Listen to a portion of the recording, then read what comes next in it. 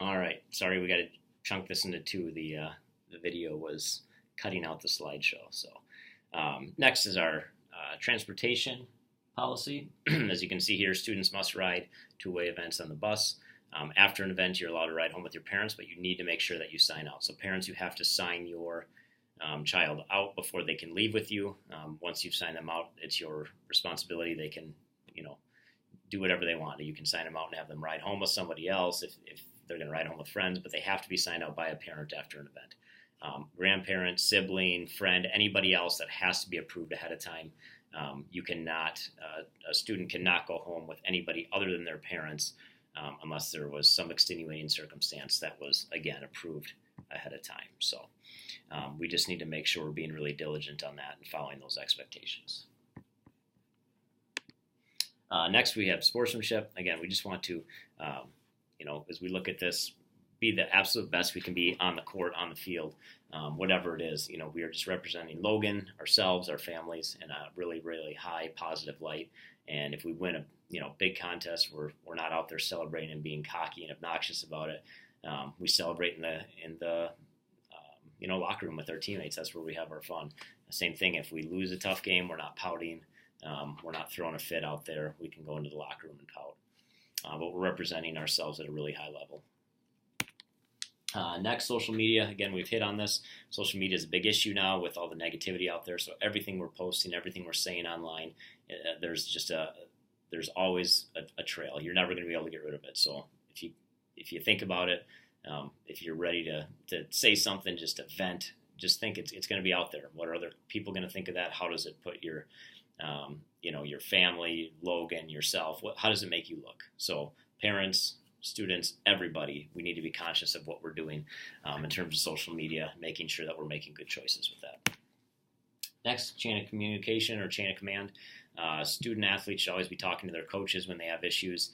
If they're uncomfortable about what the discussion needs to be, feel free, parents and student athlete, talk to your direct coach. If you're a freshman, talk to your freshman coach, your JV coach, whatever that might be. After that, we can always have a meeting with the varsity coach to discuss further if needed. And beyond that, then I can get involved. But I really don't want to be involved in situations where the student and the parent haven't talked with their coach and the coach is unaware of what's going on. So do everything you can to have those conversations without me, and then I would love to be involved if it's necessary at that point. The second high school I worked at, so number 2 you should be writing down, is Onalaska. I coached girls basketball at Onalaska about 10 years ago. Athletic passes, students, $20 for your pass for the year. That gets you into school district events. It does not count for WIA playoff events. Everybody has to pay for those because WIA gets a cut of that.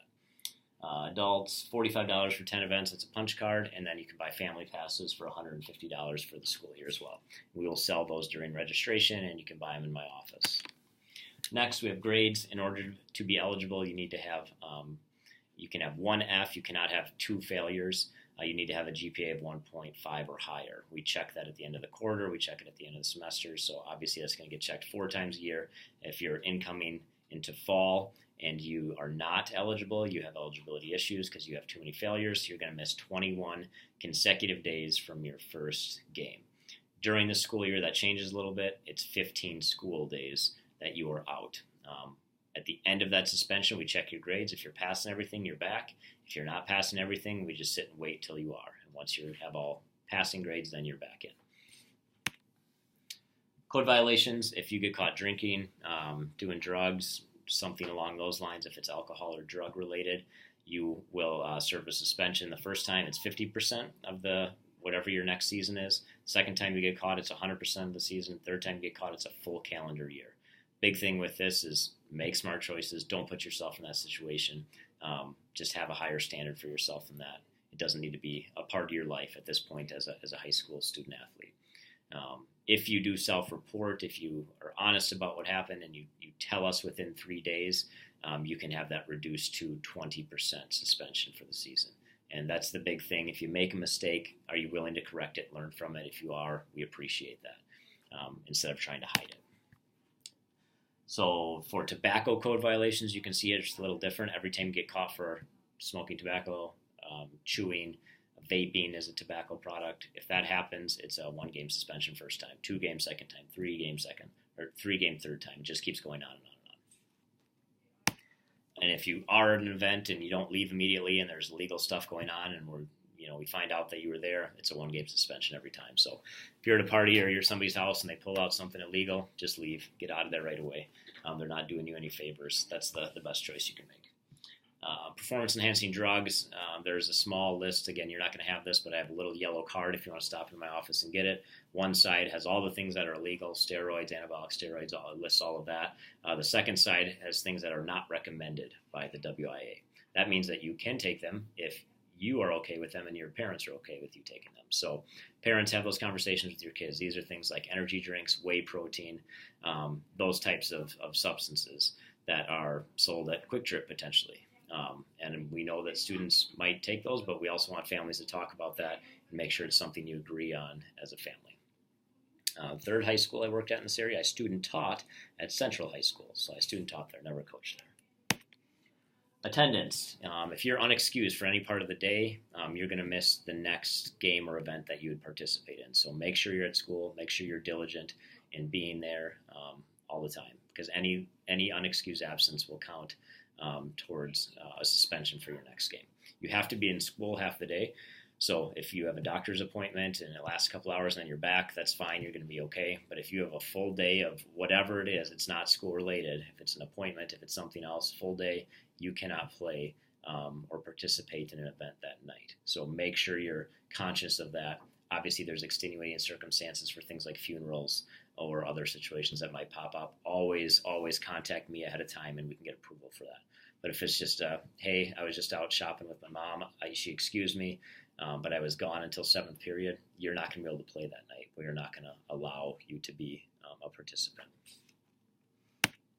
In-season conflicts, this is kind of a new rule in the last several years, but you can actually go to 2 non-school events. So a good example is if you're a runner. If you run cross-country or track, you might want to run a 5K fun run. You can do that twice a year.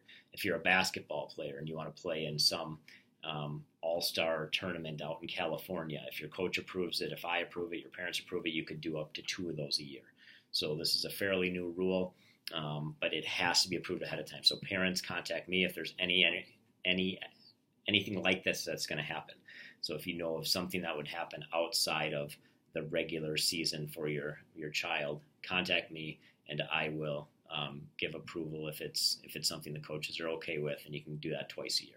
You cannot participate in a full AAU or club team during the season if it's the same sport. So you can't be in volleyball and club volleyball. That's a WIA violation, and you would actually be suspended if we found out you were doing that. You can be in volleyball and AAU basketball, a different sport. You can do that, but remember, coaches get to make the decision on how that works and what happens. So if a coach says, I just want you in this sport practicing, I don't want you wasting your energy or doing all this other stuff with other sports, that's the coach's decision. I will always back the coach up on that. So please remember that it's not a violation, but if a coach says it, I will back the coach on that. But it is a violation to do the same sport at the same time.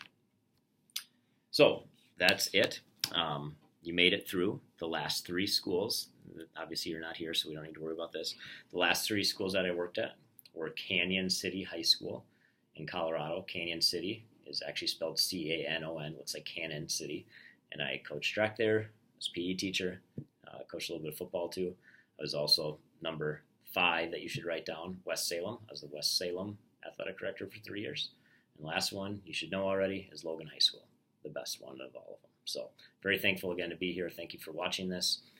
Remember, there is 2 links to this because I had to stop and re-record because we were missing stuff in the back.